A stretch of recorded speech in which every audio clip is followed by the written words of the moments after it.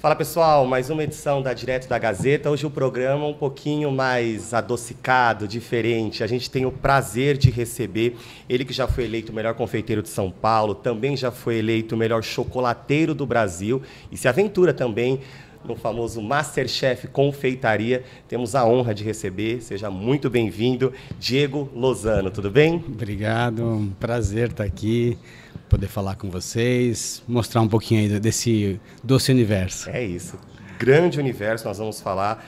E quero começar pela sua carreira, né? Você, ano passado, a gente vai chegar para falar sobre Masterchef, criou uma abrangência muito grande, né? Então automaticamente passa-se a ter uma curiosidade, né? Quem que é, esse confeiteiro, quem que é esse chefe? Então vamos começar pelo famoso começo, pela sua carreira, né? Quando despertou esse interesse pela cozinha, esse interesse pela culinária? Já foi diretamente ligado aos doces? Não? Conta um pouquinho pra gente. Bom, foi por acaso, né? Eu comecei, quando comecei efetivamente com 13 anos, 12 para 13 anos, meus pais se separaram, meu pai foi embora de casa, ficou minha mãe e meu irmão. Minha mãe começou a trabalhar muito e por um longo período ela saía de manhãzinha, tipo 5 horas da manhã, e voltava quase meia-noite. E aí, por um tempo, às vezes ela conseguia voltar para fazer o almoço para mim e para meu irmão. E depois de um tempo ela falou: filho, eu não aguento mais, como eu sou o irmão mais velho, né? Ela falou: vou te ensinar a fazer comida, você faz comida e tá tudo bem. Comecei a cozinhar em casa, gostei. E aí um dia eu falei: putz, eu vou fazer um bolo para minha mãe como uma forma de agradecimento por tudo que ela vem fazendo por nós, né? E tinha uma receita da minha avó chamada bolo peteleco, que a minha avó costumava fazer. E aí eu falei: vou fazer essa receita para ela. E aí peguei a receitinha da minha avó, escrita à mão, fiz o bolo, coloquei para assar, o bolo cresceu e tal. Tudo isso com quantos anos? Eu estava com quase 13, né? E aí, quando o bolo saiu do forno, moleque, eu estava desesperado para comer o bolo. No que eu fui comer o bolo, ele estava super salgado. E aí eu não entendi o porquê. Quando eu fui rever a receita, lá tinha uma xícara de açúcar, uma colher de sal, eu coloquei uma xícara de sal. E aí, mais ou menos, que começou a minha história com confeitaria. Eu vi que a confeitaria ela tinha esse lado mais metódico, mais preciso. E eu comecei a fazer doce, né? Então, pelo fato de gostar de ter essa regra. E ao longo do tempo, eu fui entendendo que a confeitaria também era muito artística. E eu sempre gostei de arte, né? Então, eu consegui juntar as duas paixões da vida e fui levando a minha adolescência inteira nisso. Comecei a trabalhar na área. Tudo isso aqui em São Paulo mesmo, Tudo né? em São Paulo, Comecei a trabalhar na área como um confeiteiro até meus 19 anos, que foi quando eu comecei a me destacar no cenário nacional, né? E daí em diante, realmente, eu não parei mais, assim. Então, pode-se dizer que eu comecei com 13 por acaso. E aí, o seu sonho, já desde também ali, claro, que você começou se familiarizando, tendo essa curiosidade por tudo. Quando vem a ideia de ter o primeiro restaurante, depois a gente vai entrar também na escola de confeitaria, mas quando que você também vira essa chavinha para não ser só um chefe, mas para ter empreendimento? Sim. Eu sempre tive essa vontade de empreender, de fazer as coisas, né? Meu primeiro empreendimento veio com 24 anos, né? Que foi uma loja de chocolate em Moema, que era uma loja de chocolate completamente maluca, totalmente fora da casinha. E aí, na sequência, veio a escola de confeitaria, que era um sonho que eu tinha de poder formar pessoas, né? A minha formação ela foi toda... Eu sou autodidata, eu não fiz faculdade, né? Eu me formei através dos livros. E eu tinha uma grande vontade de ter um lugar que eu pudesse ensinar as pessoas, né? Então a escola de confeitaria ela surgiu em 2012, foi a primeira escola de alta confeitaria do Brasil e a gente se tornou uma referência muito forte no Brasil e fora do Brasil. E a partir daí eu comecei a empreender em várias frentes, né? Eu tive uma editora por um tempo, eu tive a primeira revista de confeitaria a nível nacional, enfim, eu fiz várias coisas, muitas deram errado. Sim. Outras deram muito certo. Processo, exato. Né? Como. E até chegar nesse mundo, nesse universo de restaurantes, que era uma coisa que eu particularmente não imaginava tanto, né? Eu sempre tive um pouco de receio de montar um negócio que eu pudesse vender o meu produto, né? Eu gostava mais de ensinar. Mas quando eu entrei nisso, eu me apaixonei, né? E estou nessa empreitada aí já há quase 7 anos também no segmento de restaurantes e afins. E hoje a escola de confeitaria, né, Diego Lozano, ela atende quantos alunos ali por mês, por ano? Hoje a gente tem aí uma média de 1.500 a 2.000 alunos ano presenciais conosco, tá? E eu também tenho a escola de confeitaria online, né? Então as pessoas, aqueles que não conseguem vir estudar conosco, eles podem. Assim, hoje a grande maioria dos nossos alunos presenciais não são de São Paulo. É muito doido isso. A gente tem aluno do Brasil inteiro, uma grande parte do Norte e Nordeste. É uma região que investe muito em conhecimento. Isso sempre foi assim, né? Mas a gente tem muita gente que não consegue, às vezes, desembolsar o valor para vir até São Paulo, para pagar o curso, para se manter aqui. E a escola online é uma excelente opção. Sim. Então, no online a gente tem muita gente e no presencial é mais ou menos isso, assim, né? E esse curso, ou pelo menos essa formação, é quanto tempo?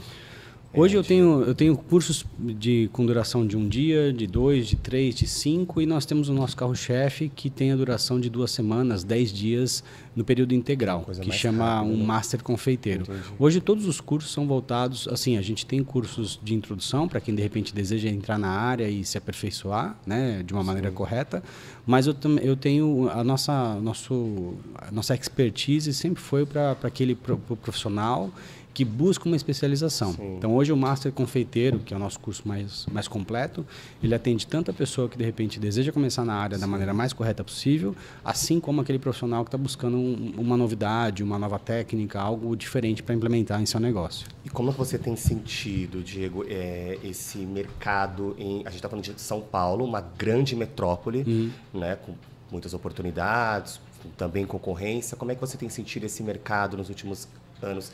Tem crescido? Não?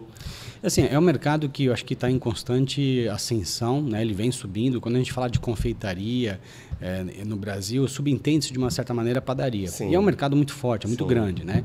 Esse mercado que a gente trabalha, seja na escola, seja o próprio Levena, é um segmento de luxo, eu diria. Tá? Então, obviamente que ele cresce numa velocidade um pouco menor. Mas a gente vem tendo aí uma demanda maior. A gente estava até conversando que as redes sociais elas influenciaram muito essa questão da confeitaria. Então, a confeitaria ela é muito bonita, né? Sim. E as pessoas entenderam isso e elas começaram a investir em mais conteúdos que envolvessem confeitaria no mercado, nas redes sociais. E, obviamente, que com a chegada do MasterChef Confeitaria, acredito que a gente está num momento novo, né? Eu até comentei ano passado que 2025 seria o ano da confeitaria e eu acredito nisso, né? A gente vai ter mais uma edição do MasterChef Confeiteiro, vai ter mais exposição e, obviamente, né, assim como o MasterChef transformou o mercado de gastronomia, eu tenho plena certeza que, com o passar do tempo, o MasterChef vai transformar o mercado de confeitaria. E a gente vai falar bastante já de MasterChef. O Fabi estava plugando ali as suas imagens e a gente já automaticamente entra também, né? Já que a gente já falou um pouquinho aqui da escola de confeitaria, no Levena, seu restaurante. Acho que eu vi um vídeo até seu na rede social, eu achei bem interessante que você falou, e vem dos vídeos dá realmente essa impressão também, que é um pouquinho de tudo. Parece que você é um espaço pequeno, mas ali é um universo e você encontra desde gelato a doces e croissant. Queria que você falasse um pouquinho desde a idealização desse projeto, da implantação dele aqui em São Paulo. Sim. E se tem a perspectiva de levá-lo para outros estados ou não. Vamos falar um pouquinho dele. Sim. O Fabi pluga aí depois novamente para mim, Fabi, por favor, para ilustrando o que ele fala. Está ali na tela. O Levena é muito doido, assim, porque é um projeto... Eu queria fazer um projeto um pouco menor para ter menos dor de cabeça. Né? Eu tinha um projeto anteriormente grande, com muitos funcionários, aí... vendi minha parte nesse projeto e falei, putz, agora eu vou montar uma coisa menor que de repente eu possa crescer de maneira mais rápida. E então, assim, o Levena, eu costumo dizer também que é um projeto que tinha tudo para dar errado, né? A localização não é das melhores. Quando você chega no Levena, você tem logo uma escadaria, ele é menor. Então, assim, foi muito ousado da minha parte fazer, mas acho que todo empreendedor tem isso. Quando a gente vai procurar um ponto comercial, eu acredito muito no feeling, assim, sabe? Você entra no lugar e fala, meu, é aqui. Sim. E incrivelmente foi ali que eu senti que seria o Levena, né? E, e desde que eu abri, assim, obviamente não de imediato, mas o Levena virou um case de sucesso, para mim, muito forte. Pelo número de passantes que nós temos, num espaço tão pequeno e tão errado. Isso, a inauguração em que ano? Foi em 2000 a gente está em 2020, foi em 2023. 23, é muito então, recente. são 2 anos que o Levena existe, né? E realmente, assim, é um lugar, são poucos lugares, ele é realmente mais compacto, mas o fluxo de pessoas que passam ali é algo que eu comento com pessoas do ramo e ninguém entende como que a gente consegue atender tanta gente num espaço tão pequeno. Né? Então, todos os dias. Nós abrimos de terça a domingo, das 8 da manhã às 8 da noite. Segunda-feira a gente está sempre fechado para manutenção, folga, essas coisas. E vem sendo aí uma grande surpresa, né? Obviamente que eu tenho interesse de poder expandir isso dentro de São Paulo, eventualmente até fora, né? Acredito que agora com 2 anos de operação, que eu posso dizer que eu entendi o negócio, demora-se um tempo. Por mais que a gente tenha muito conhecimento, muita prática, mas todo negócio é um novo negócio. E ainda é recente, são 2 anos. São 2 anos, né? Então, assim, a gente passa por um momento muito crítico, acho que em todas as áreas, mas num segmento de alimentação, que é a mão de obra. Né? A gente tem um turnover assim, muito grande, por mais que a gente tente segurar as pessoas, criar cultura e tudo mais, mas eu acho que depois da pandemia as pessoas elas meio que desistiram de trabalhar um pouco assim, ou elas viram que elas podem trabalhar de outras maneiras, né? Então tem sido das maiores dificuldades nossa essa questão de equipe mesmo assim. Posso dizer que a gente tem uma equipe bacana agora e é o que me dá esse gás para poder de repente seguir adiante e pensar em expansão. Você comentou aí na sua fala que você se surpreendeu, que era algo novo. O que quando você implantou, o que mais te surpreendeu nessa implantação, que você não imaginava, e o que foi mais difícil, né, que você acreditava que não seria tão difícil assim? O mais difícil, de fato, eu acho que assim, eu sabia, mas eu não tinha ciência de que ia ser tão complicado, que é a gestão de pessoas, que eu acho que qualquer negócio, no final das contas, a gente sempre trava nisso, gestão de pessoas, né? Por mais que eu seja um expert no que eu faça, seja muito bom no que eu faça, mas eu preciso de gente, é onde... Ninguém faz nada sozinho, Exato, né? então assim, é onde surgem os problemas, que é você... Acho que é cultura, né? A gente fala muito disso hoje, de você realmente trazer o pessoal para dentro do teu espaço, entender o que você quer e eles viverem isso junto com você. Então essa foi uma das maiores dificuldades. Das grandes surpresas foi essa viralização nas redes sociais, né? Eu confesso para você que eu era um pouco cético com relação a isso, de viralizar e tudo mais, mas ano passado, em 2024, para nós foi esse turnover assim, muito, muito grande por conta de um produto. Né, que foi a sobremesa Isso Não É Uma Banana. Ano passado eu comecei um trabalho direto com influenciadores, que eu faço até hoje, inclusive, mandando mensagem para influenciadores, convidando-os a virem conhecer o Levena, e quando eu fiz isso, eu fiz com o intuito de que eles conhecessem o espaço, conhecessem todo o nosso menu e tudo mais, e a gente sempre indicava a sobremesa Isso Não É Uma Banana como uma das sugestões para que eles finalizassem a refeição deles conosco. E isso viralizou de uma forma assim brutal, né? A ponto das pessoas irem até o espaço única e exclusivamente para degustar a sobremesa, né? E assim, é óbvio que isso trouxe visibilidade para outras coisas, tal, mas a gente, ano passado eu cheguei a ter um recorde de espera de 4 horas e 37 minutos, assim, que era muita gente, e essa família que entrou depois desse período todo, eles vieram também única e exclusivamente para provar a banana. Então eles sentaram, comeram a banana e foi embora. E eu fui à mesa, eu agradeci eles, falei, gente, vocês não querem mais nada? Não, a gente veio para provar, está tudo bem.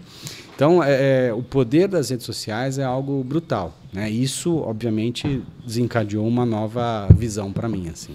E a gente ainda falando do Levena, que engana-se, né, que é só sobremesa, né? Lá, quem vai, pelo que eu acompanhei, também você pode falar um pouquinho melhor, a pessoa pode desde um brush, a refeições rápidas, né? Tudo. E também a sobremesa, a pessoa consegue encontrar um pouquinho de tudo, como a gente falou. A gente tem tudo para toda hora, assim.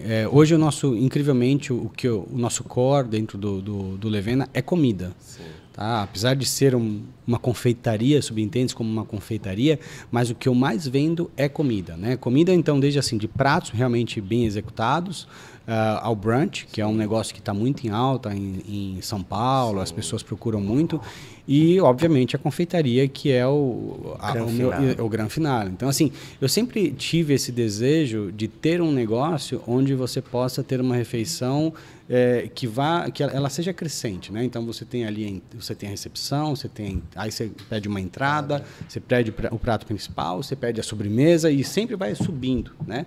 A grande maioria dos lugares que a gente frequenta, assim, excelentes restaurantes, que a gente tem serviço incrível, entrada incrível, comida incrível, chega na sobremesa, é ladeira abaixo, assim. E aí o cara sai nervoso. Eu acho que assim, a forma de encerrar uma experiência, né, ela tem que ser muito importante.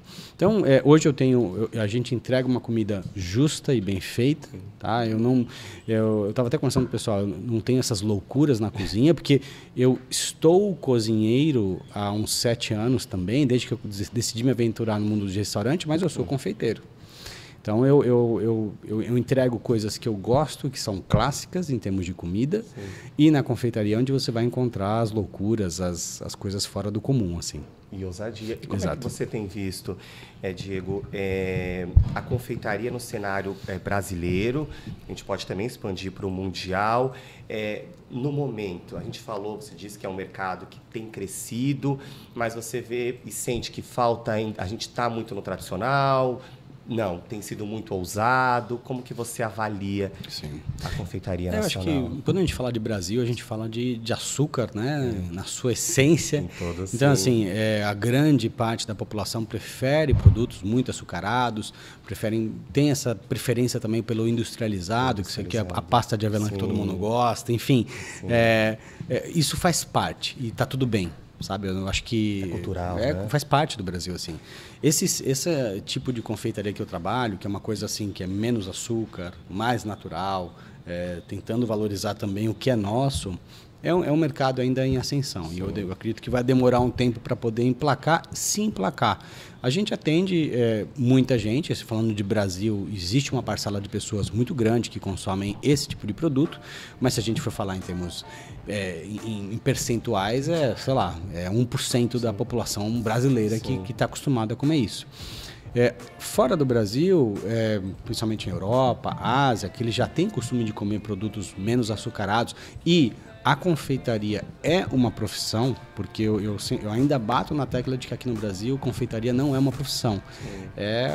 Sei lá, a opção que o cara tinha, seguiu nisso, deu certo e foi, mas não se especializou. Mas lá fora existe uma especialização, é visto como uma profissão, tem o seu mérito, né? Então, obviamente, também o que se entrega lá fora é muito melhor em termos de saúde, em termos de apresentação visual, do que o que nós temos aqui.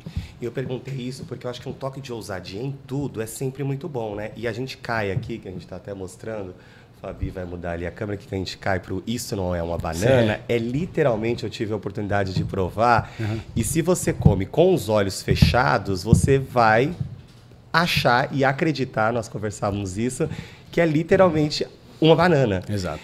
E queria que você falasse um pouquinho dessa aposta para a gente sair desse tradicional, né? A gente tem chegando o período de Páscoa, então a gente tem essa tradição o tradicional ovo de Páscoa, daquele formato, aquela tradição toda, e aí você vem com essa aposta um pouco diferente, ousada. Sim. E como é que tem sido? Queria que você falasse um pouquinho desde da ideia até também a prática dela, e como é que tem sido a aceitação, pelo jeito muito boa, pela forma que você já falou.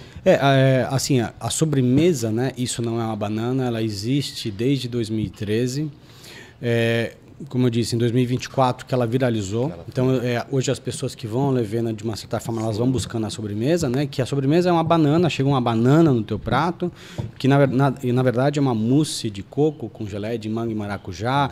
Mas só que assim, é um negócio tão real que as pessoas olham e bugam a mente delas, né? Elas ficam se perguntando se de fato, mas pô, como assim não é uma banana e tudo mais.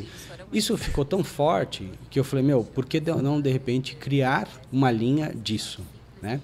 E aí, nessa brincadeira, ano passado, logo ao término da Páscoa do ano passado, eu falei, ano que vem eu não quero mais fazer mais um ovo. né? Eu quero ser ousado, e aí eu corri atrás de criar uma Páscoa com um visual diferente. Então, a gente lançou para esse ano, né, a nossa banana de chocolate. Então, eu nem chamo de ovo, sim, porque não é um ovo, obviamente, é uma banana, né?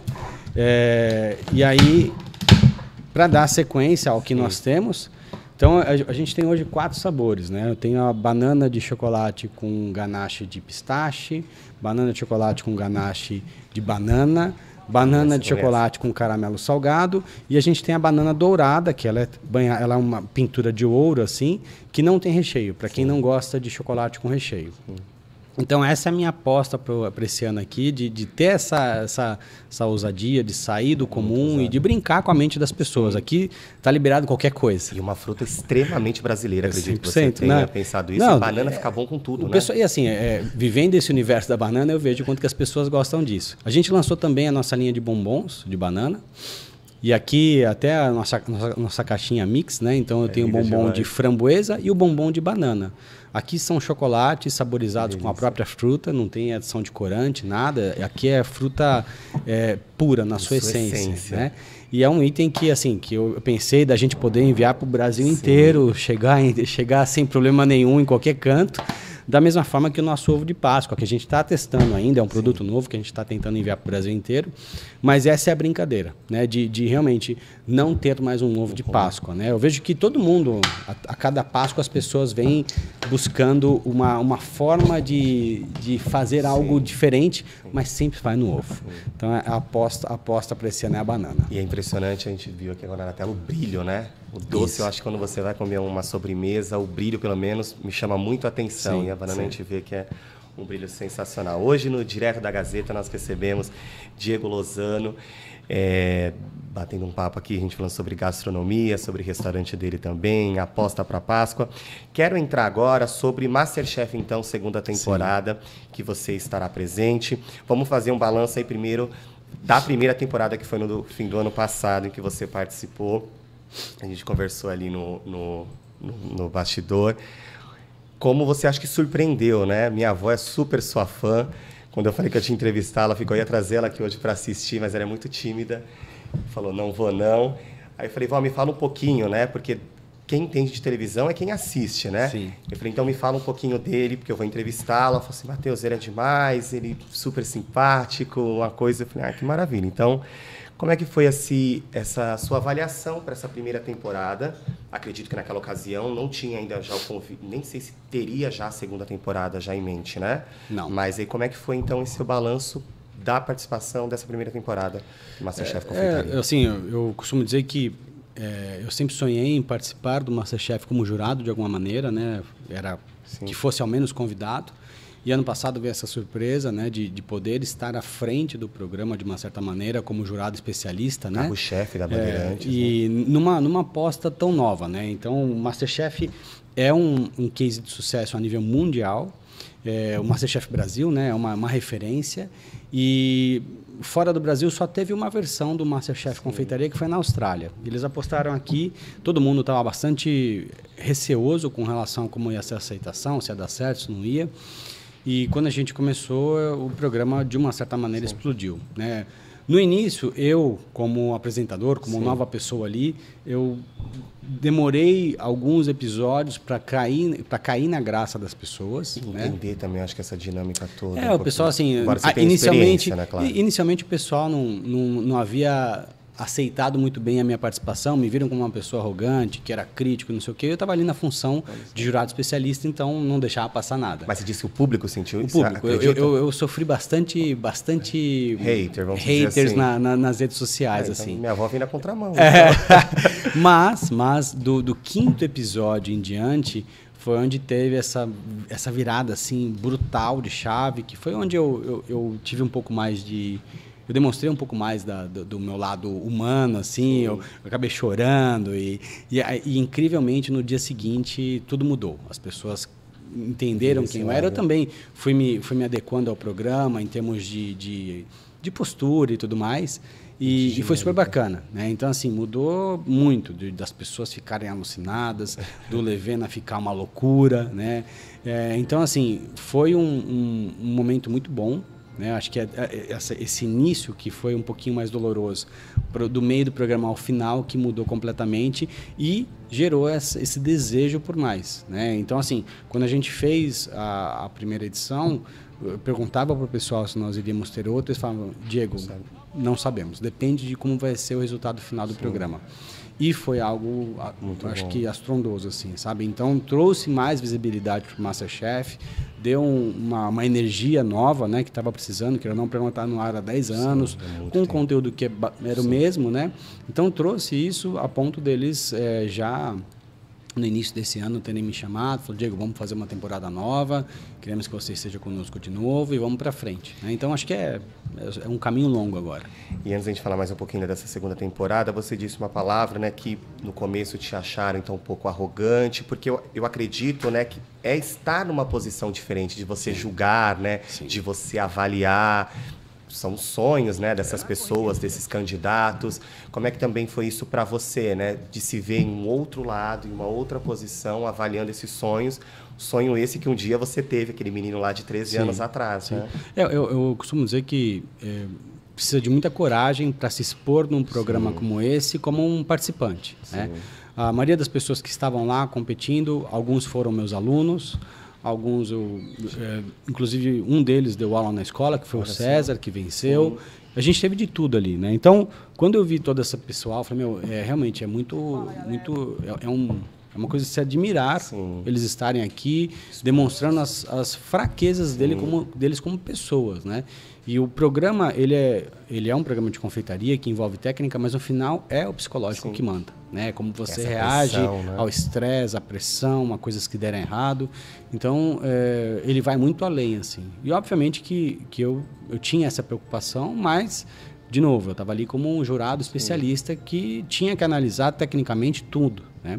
Então, por isso que gerou essa repúdia, de uma certa forma, de uma boa parte das pessoas, porque, mas o cara não gosta de nada, o cara critica tudo, e não sei o quê e tal. E foi mudando. Então, assim, acho que também entenderam o meu papel ali, e pode ter certeza que na segunda temporada vai ser assim ainda. Entenderam o seu próprio perfil também, como avaliador, como jurado. Eu acho que assim, acho que por ser um Masterchef profissionais, por serem pessoas que têm conhecimento na área, eu preciso exigir deles o máximo, que eles entreguem o melhor, obviamente. Né? A gente está aí vendo alguns vídeos. E a segunda temporada acontece agora no segundo semestre, né? Isso. As gravações ainda não foram iniciadas, pelo que eu vi, ainda está no período de inscrição. As gravações começam em breve, dentro de alguns meses a gente já começa a gravar. É intenso, né? Quanto tempo? São, em média, 2 meses de gravação todos os dias. Todos os dias. Então, é puxado, a gente fica no estúdio de manhã até a noite. A confeitaria para o elenco do MasterChef foi uma grande surpresa, porque as provas demoram muito tempo para serem realizadas. Então, eles estavam acostumados com provas de cozinha quente, que em 1 hora, 2 horas, gravava e estava ali e tal. E a gente caiu para provas que demoram 6 horas, 8 horas. Colocar na geladeira. Exato, tem que congelar, não sei o quê. Então, assim, para eles foi um aprendizado muito grande. E agora, obviamente, para a segunda temporada, acredito que a gente já vai estar mais organizado com relação a muita coisa. E aí você, com essa rotina gigantesca, que a gente está aqui falando há quase 40 minutos, mergulha nessas gravações e aí consegue desligar um pouquinho do restaurante, da escola? Eu acabo não estando presencialmente lá durante o período de gravação, de segunda a sexta, né? Mas como as gravações elas são picadas, né? A gente está no estúdio, mas eu não estou gravando o tempo todo. Entendi. Então eu faço toda a gestão online, né? Aí é WhatsApp, é câmera, enfim, as coisas não param, né? E a gente tem agora a segunda, com certeza vai ser um recorde de inscrições. Com certeza. E o que você espera? Qual que é a sua expectativa, então, para essa segunda temporada? Você disse que ainda estava encontrando esse Diego avaliador, técnico, jurado. Como é que você vem para essa segunda temporada? Eu acho que ainda mais crítico? Não, acho que eu vou dar... seguindo o que foi da última temporada, né? Acho que o público também aceitou, viu como é que é. Eu sou o jurado técnico ali, né? Então, quem vir a competir saiba que vai ser cobrado ao extremo. É uma coisa que eu cobrava muito pessoal. Eu sabia das capacidades técnicas de cada um e não me contentava, às vezes, com o que entregava, independente dos problemas que tinham ali, né? Mas eu acho que é isso, a gente tem que exigir que eles entreguem o melhor para que as pessoas vejam a confeitaria com outros olhos, entender que é uma área artística, que é uma área que demanda muita técnica, muito trabalho, muita dedicação, e eles não estão ali para brincadeira, eles estão ali realmente para mostrar melhor, e é o que eu vou tentar puxar deles. E como é que também, fiquei com curiosidade, como é que foi, porque eu não assisti a primeira temporada, essa segunda vou assistir para te acompanhar junto com a minha avó, como é que foi a sua química com os outros jurados? Como é que você foi recebido por eles? São jurados tradicionais, já estão há muito tempo. A Helena chegou um pouquinho depois, né? Mas já estão há muito tempo na TV aberta, já no programa da Bandeirantes. Então, já tem uma aceitação muito grande pelo público. Você chegou, como é que você foi ali recebido? Como é que foi a química de vocês? É uma coisa legal, assim, a Marisa, que é a diretora, ela sempre falou, Diego, o MasterChef é uma grande família. Confesso para você que quando ela falou isso, eu falei, meu, de repente é uma coisa só para me encantar aqui, tudo bem. Não sei como é que vai ser. Eu conhecia o Fogaça, eu conhecia a Helena, o Jacão que eu tinha menos contato, né? Que eu tive menos contato ao longo dos anos. E quando eu cheguei, obviamente o Fogaça veio conversar, me abraçou, e não sei, aquele jeitão dele. A Helena super tranquila. O Jacan a gente foi desenvolvendo ao longo do programa uma relação, e a gente ficou muito próximo, muito próximo, assim, um grande amigo. Né? É uma figuraça, é um bom vivan, e enfim, de fato eu posso dizer que ao final do programa realmente o MasterChef é uma grande família, e eu fui recebido de braços abertos. Então, muito feliz de estar ali com eles, né? São pessoas que têm suas carreiras muito bem consolidadas, alguns, né, 2 ali estão há 10 anos já no programa, a Helena está um pouquinho menos, mas está há muito tempo. Então, poder fazer parte disso, né, como um jurado oficial, e, meu, é mais do que eu podia imaginar para a minha vida, assim. E quais são os próximos passos? Você pensa muita coisa, essa cabeça não para, vai estar agora no programa. Você já falou um pouquinho de expansão, quem sabe, do Levena para outros estados. O que vem aí? O que a gente pode esperar? Um grande sonho é, de fato, ter um programa meu que eu possa falar de confeitaria. Então, é um projeto que eu venho encabeçando aí. Já vem conversando com alguém, negociando a Band realmente é uma das empresas que eu venho tentando. É um processo, né? Não é uma coisa simples você ter um programa seu, mas eu tenho fé de que vou conseguir chegar e falar do que eu mais amo e mostrar para o Brasil uma outra vertente da confeitaria, né? O MasterChef, ele traz essa beleza, é um programa que demonstra essa competitividade, e eu queria ir numa outra linha que a gente demonstrasse, de repente, somente como ensinar, como fazer, como dar sequência nisso, né? Maravilha. Hoje nós batemos um papo aqui no Direto da Gazeta. Vou pedir para o Fabi plugar mais uma vez. Quem quer te encontrar, quem quer acompanhar melhor o seu trabalho nessas redes mesmas, né? Mesmas que a gente mostrou. Isso, a gente tem lá o @chef Diego Lozano, né? Que é a minha está pessoal. Ali, também tem o seu site. Nós temos aí o @Levena_SP, que é do restaurante. E para quem deseja, né? Tem escola também ali, né? Tem o @escola de confeitaria, que tranquilamente aí, eu quero me especializar em confeitaria, quero começar a escola, você pode fazer online ou presencial. O Levena, como eu disse, é de terça a domingo, das 8 às 8, para poder comer o que você quiser, quando você quiser. E o meu é para acompanhar um pouco do meu dia a dia, das coisas que vem acontecendo aí. Que ele é ali seu irmão, né? Que tá ali junto meu irmão, que é o responsável pela escola. Pela escola. Isso. Trabalham juntos. Isso. E caso não queira acompanhar por ali, Diego estará na segunda temporada do MasterChef neste ano, brilhando na tela da Band. Muito obrigado por ter aceitado, por vir aqui bater esse papo. Espero que você volte mais vezes. Com certeza. E não esqueci, o nome da minha avó é Dona Francisca. Eu pedi para você mandar um beijo para ela. Um beijo. Obrigado aí. Muito sua fã, nem liga para minhas entrevistas, mas falou que veio você, ficou enlouquecido. Então, muito obrigado. Sucesso. Que você brilhe bastante, que venha novas unidades. Amém. E sempre que quiser voltar, vai ser sempre bem-vindo aqui. Muito obrigado. Um prazer enorme, viu? Obrigado. É isso, pessoal. Essa foi mais uma edição da Direto da Gazeta. Afinal, é destaque. Está na Gazeta, sempre conectado com vocês. Até a próxima.